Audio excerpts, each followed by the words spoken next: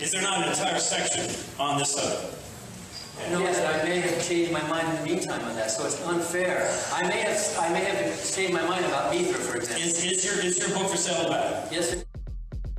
Let me tell you, let me tell you, let me tell you, let me tell you, let me tell you. But have you ever asked God for forgiveness? I'm not sure I have. I just go and try and do a better job from there. I don't think so. Let me tell you, let me tell you, let me tell you, let me tell you, let me. Say it like you mean it. This is my Bible. What up? I got something to say. Hey, what's going on, everybody? Welcome back to Let Me Tell You, episode 78. I am your host, the Evangelical Norm. So, back in the news this week is John MacArthur. Again, the California court system put out an injunction against Grace Community Church, saying they could not have indoor services, and today came and the church met anyway. So, good on John MacArthur. Not that there was a whole lot of doubt of whether or not they were going to come together and meet.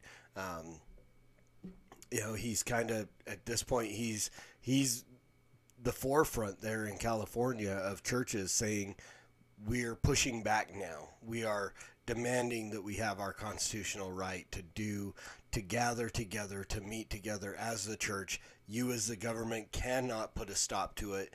We don't fall under the auspices of the health department and things like that. So they met. I did want to play just a short clip from the beginning of the service today, where he gets up and John reads a list of requirements that the California state had given to them, and they said, all right, no, we are not going to comply with this. So we'll go ahead and jump in, and then we'll kind of discuss it as he goes along. So here we go.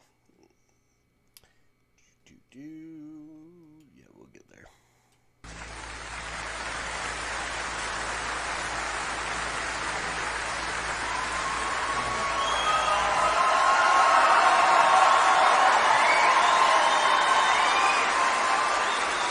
Now, mind you, again, this is not the typical way that the church services at Grace Community happen. The last few weeks, John has gotten standing ovations as they've begun their services. But, I mean, like any other service, John comes up. It is not to applause. He's there as a pastor, and I'm sure that once this is said and done and things go back to whatever normal looks like when things go back, they will get back. This will not be, the standing ovation every time he comes up. But again, this is a huge deal. The fact that John is not backing down to the demands of the California government and continuing to meet as a body, it does warrant some applause at this point. I'm sure that it will get back. This is not going to be a weekly thing of the standing ovation.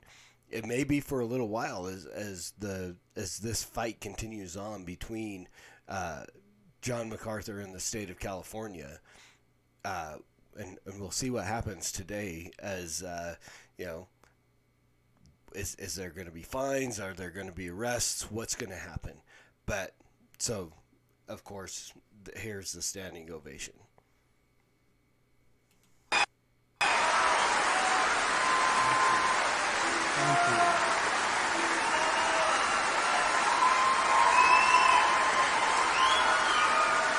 you. Thank you. You people are out of control. Wow, thank you. Are you happy to be at church?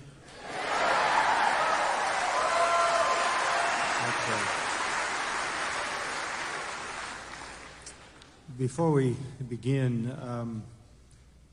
the question has come up a number of times about why Grace Church does not just comply with the orders that have been laid down for churches.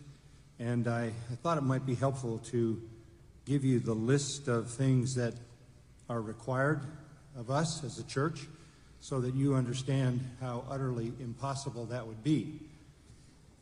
Here are the basic orders. No indoor meetings at all.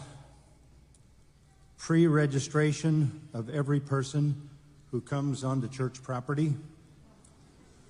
People only allowed on church property for scheduled events. Every person who comes on the property is to be screened and have their temperature taken at the entry. So that whole scheduled events thing, that means that somebody can't come in and say, I need to talk to a pastor. They can't show up on Tuesday afternoon and is Pastor John in his office, is one of the other pastors, one of the other elders for the church in their office. I need counsel. Based on this list of requirements, somebody could not do that. You can only come on for scheduled events. We all must maintain 6 feet of social distance at all times everywhere, including the parking lot and the restrooms. Every other parking space must be left vacant. Marked pathways to maintain social distance, keeping people apart, monitored by staff monitors. Everyone always wearing a mask. Restroom monitors to control 6 feet social distancing at restrooms. Tape on the ground marking distance. Signs indicating these mandates, and also full exposure on social media. Restrooms are to be used during the service to minimize the rush. That would be interesting. No hymn books, no communion, no offering containers, no pew Bibles, no singing, no hugging, no shaking hands. At this point, you do not have church. To even imagine that anybody would have, any government official, any government agency would have the gall to tell a church you can't sing, you can't have communion, completely, totally overstepping the bounds of what constitutional authority those agencies have.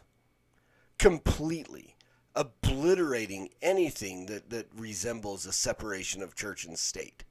And understand, remember, the separation of church and state, the Establishment Clause and so on, was there to keep the government out of the church, not to keep the church out of the government, not to keep Christians out of government, but to keep the government's fingers out of trying to run the church, which is exactly what the state of California is doing right now. I seriously hope. I mean, I know that, again, Christians aren't supposed to sue each other or so on, but I hope there is some kind of a lawsuit against the state constitutionally to say that to at least establish a precedence that you as the government cannot do this. You can't. You are completely overstepping your bounds. You are out of order. This is ridiculous to even think that a government agency or any government official would think that they could do this and make these kind of mandates. Disposable seat covers changed between services.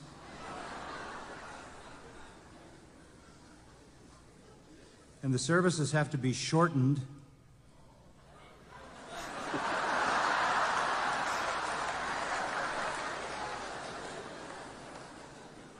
That's not a problem to me, right? And based upon the separation, we could only meet in the tent with a maximum of 350 to 400 people. This is a church of over 5,000, I believe.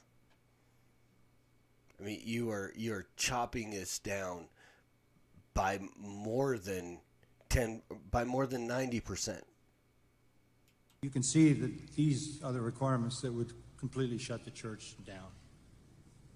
Anybody who comes in contact with someone outside their family for more than 15 minutes must self-quarantine for 2 weeks.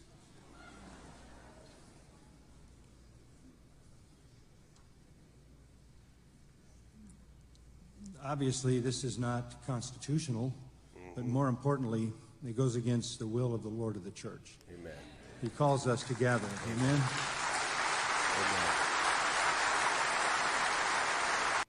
So there you go. There's the requirements that the state of California put on John MacArthur and the church there at Grace Community Church. And it again, I think I've made my opinion clear. And again, this goes beyond opinion. This is a constitutional issue that the government is completely, and it's not my opinion, it's fact that the government in the state of California is completely overstepping their constitutional authority in trying to shut these churches down. Churches are above this kind of a mandate. They exist. Now, you can make recommendations, and if the church elders want to vote and take it up on that, but again, Congress shall make no law regarding the freedom of religion and the free expression thereof. It's pretty self-explanatory there. I'm not saying, churches are above the law or whatever, again, but in this case, they are outside of the purview of the government's ability to shut it down. And that's just constitutional fact. And so, again, we'll see tomorrow. We'll see, or today, as this podcast comes out Monday morning, we'll see what the state of California decides to do, and how far they're going to take this and try to enforce this. And then we'll see what kind of pushback and what kind of legal action is taken on behalf of John MacArthur and Grace Community Church. I would be, I don't know. At this point, I'm nothing surprises me anymore. But I would say I would be surprised to see John MacArthur in handcuffs. But I'm at this point, I'm almost expecting it, and that's going to be the best visual that can be put out there. Is a video of police officers or somebody coming in trying to enforce this unconstitutional garbage and put John MacArthur in handcuffs and then plaster that all over cable news. Let CNN run that story for a little while and see what it does for Trump votes. Right? And on that note, we'll talk a little bit about that whole thing. Another thing that John MacArthur this last week talked about was whether or not you can, as a Christian, vote for a Democrat. And so he made his statement, basically summarized that he didn't feel that Christians could vote Democrat. You can't vote Democrat and maintain calling yourself a Christian. Well, that led to a 2 hour and 47-minute episode of Cross Examine's podcast, Season 3, Episode 1, the longest podcast they've done thus far. Excuse me. So again, Cross Examine is probably my favorite podcast to listen to at this point. I love Kurt Kennedy. I love Stracht. To have those two go, I mean, I loved it when it was Kurt and Tone Stallone. I mean, I loved it then. I thought it was really good then. I miss Tone Stallone. I wish he would do some kind of a podcast or anything. I would absolutely listen. I mean, he's taken his presence off of Facebook and everything else. Seriously, I do miss that dude. I aligned with him in a lot of things, but I love listening to Kurt, and we don't agree on everything. But I think if I were to make a ranking of opinions that I respect, and places that I would go to, especially on a thing like this, and really seek counsel, besides my own pastor, Brian Sauvé, I would say Kurt Allen, which is his real name. Kurt Kennedy is his stage name, rap name, whatever you want to call it. He would be top three, of opinions that I would seek out on situations like this, or BLM, any of that stuff. I mean, I've been engaged with them in his church on the Dear God, what would you call those discussions that happened for a few months, and I'm kind of bummed that those went away too. But so again, listening to Kurt and Stracht and just kind of chop this whole thing up, a lot of setup. I mean, literally, it felt like the first 2 hours were just set up, talking about John MacArthur, Wayne Grudem, both of who, John MacArthur was more about how can you vote Democrat and be a Christian. Wayne Grudem was on Allie Beth Stuckey. I can't remember I don't know the name of her podcast. My wife listens to it. I don't. I meant to listen to the Wayne Grudem episode, and probably will in the next little bit. But his was more, can Christians and why should Christians vote for Trump? And I'm going to talk a little bit about both of those things here for a little bit. But what I do want to look at, it felt to me, again, so John MacArthur talked a little bit about mainly kind of the platform, the Democrat platform, and how as Christians can we reconcile voting for a Democrat when we know what their platform is. And it did feel like, and I didn't hear the entirety of the interview or whatever, wherever. I didn't even remember. I think he was on Fox News talking about it.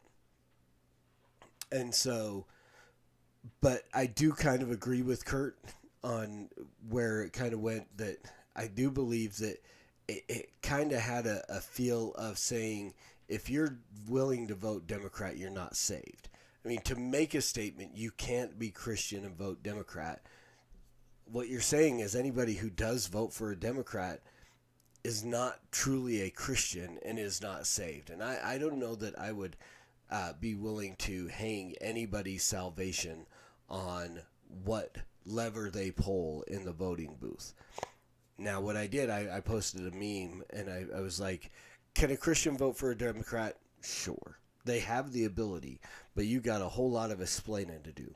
Lucy, you got a whole lot of explaining to do, right? And so,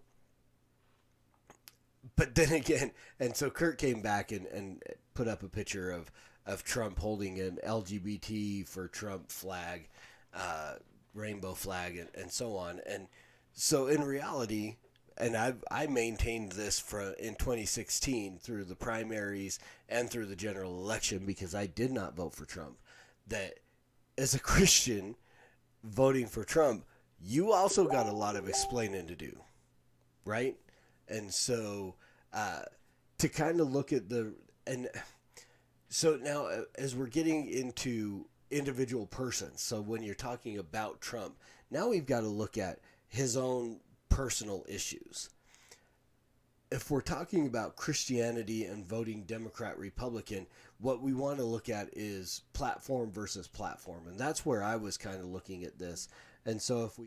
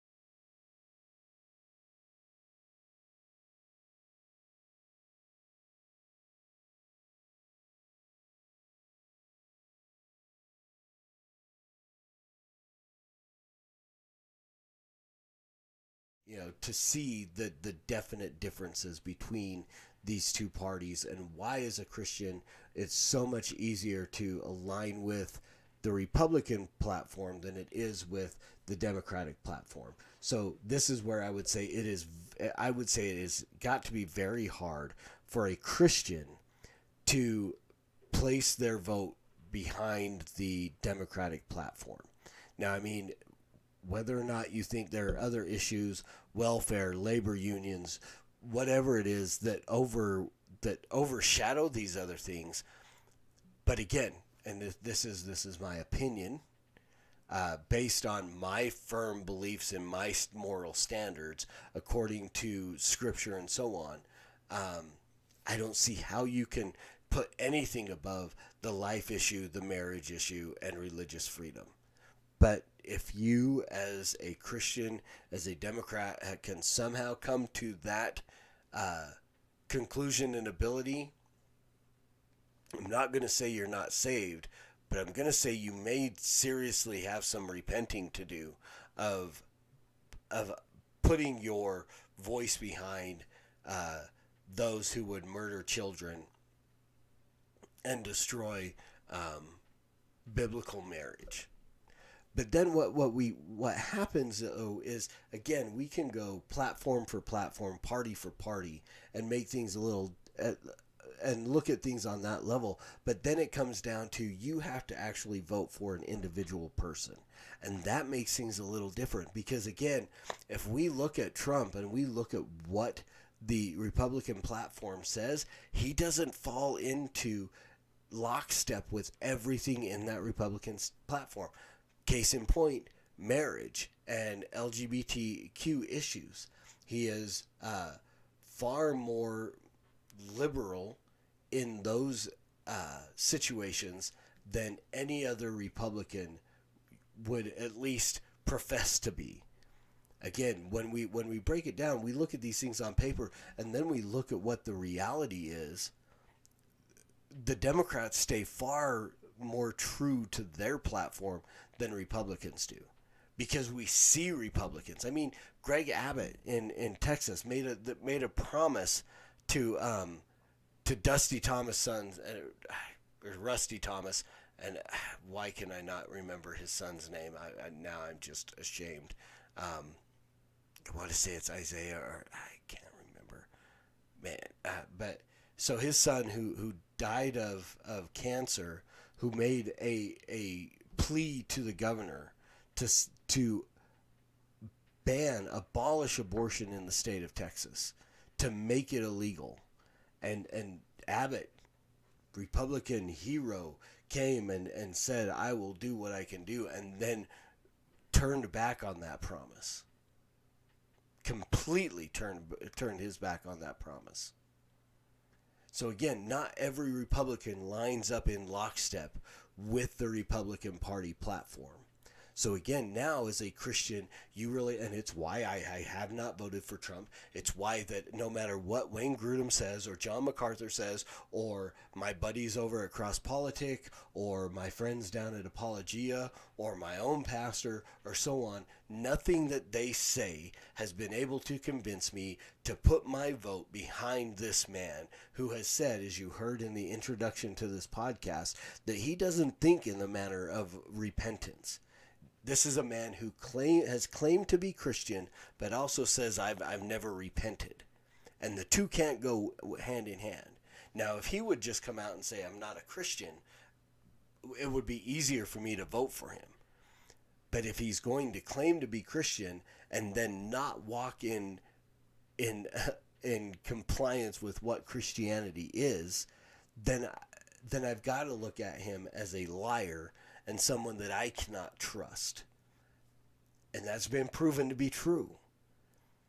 You know, he's a serial adulterer and is proud of it. The comments that were made on the Entertainment Tonight hot mic was the main thing that said, I mean, because again, when we go back and look at those things that he said, either it's locker room talk, which I would punish any son that I had. If I found out he was talking that way in the locker room, I would punish him for those things. because it's just not right. It is inappropriate conversation, no matter what. And to lie about something like that would be sick. And if it's true that he did those things, that grab him by the hoo-ha and so on, then this is a man that has admitted that he is guilty of sexual assault. So again, there are serious reasons why, as a Christian, I have not given my vote to Donald Trump, but I can't give my vote to Biden either, because of the Democrat platform. So I find myself in the place of Vicini in the Battle of the Wits to say, I clearly cannot give my vote to the Republican in front of you, but also clearly can I not give my vote to the Democrat in front of me. So again, I find myself in a place where I found myself in the past. In 1992, the first time I voted for a presidential candidate, I didn't vote. I did not like Bush. I did not like Clinton. I didn't like Perot. And so I voted for the first time I ever voted for a presidential candidate, I wrote in my NCOIC in 67th Combat Support Hospital, Staff Sergeant Thomas Butler. And maybe he was a sergeant first class at the time. I don't remember if he had been promoted to E7 yet or not. But I wrote in my candidate there. 98, who did I vote for? I don't remember. I don't think I voted, or 96. I don't think I voted in 96 for some reason. 2000, voted for Bush. 2008, voted for Bush. 2012, voted for McCain. 2016, or 2008, I don't remember. 2000 voted for Bush. 2004 voted for Bush. 2008 voted for McCain. 2012, amazingly enough, I voted for Romney. 2016, I wrote in my friend Chris Jones because I couldn't vote for Trump. I can't. And likely not going to either. And I actually made a comment that to Kurt Allen on the cross-examine page, I'm going to write him in. He's going to be my write-in vote this year. And Stracht as VP. Cross-examine 2020 is my presidential vote. So there you go, guys. Really, as Christians, we have to stop and examine. Your vote is your vote, and you have to reconcile that with your Christian belief. And if somehow you can reconcile that you can vote Democrat as a Christian, okay, I'm going to give you the benefit of the doubt, but I'm going to say you really have to be able to explain to me. Same thing with a Christian who votes for Trump. I was willing to, sorry, my nose is really itching. I was willing to accept for the reasoning for voting for Trump as Hillary was just that bad. Okay, I get it. To cast your vote for Trump because Hillary, but personally, I could not do that. I live in Utah, so the fact that I abstained from voting for a Republican really didn't make much of a difference because the likelihood of a Democrat winning the presidential election in Utah, that they would ever flip Utah blue, is astronomical. I have better chances of winning the lottery 6 times in a row, right? So it really wasn't a big deal. But personally, and my own personal convictions, I could not vote for Trump and likely will not vote for Trump again. And I'll deal with the consequences of that however they shake out. But that is my religious conviction, my Christian conviction, is that I can't vote for a Democrat ever. I will never, well, I shouldn't say never, but they're going to have to be a real right-leaning Democrat for me to place my vote behind them. And I cannot vote for Trump. And I examine the Republican candidate. I've never just voted down the line party affiliation. And right now I'm not affiliated. I'm not a Republican. As soon as they nominated Donald Trump, literally the night of the 2016 convention, when they gave the nomination to Donald Trump, at that moment, I went online and I changed my affiliation from Republican to unaffiliated because I cannot be part of a party that would give that man the the nomination. And he hasn't done all bad. I give him credit for the good things that he's done, but still, I have to look at everything when I make a decision to place my vote, and I can't give my vote to Trump. And that's all there is to it. So I hope this was helpful to you guys. It was nice for me to just kind of get it off my chest and kind of piggyback off of what the guys over at Cross Examine were talking about. So as always, preach the gospel at all times. Use words. They're necessary. And until next week, Soli Deo Gloria.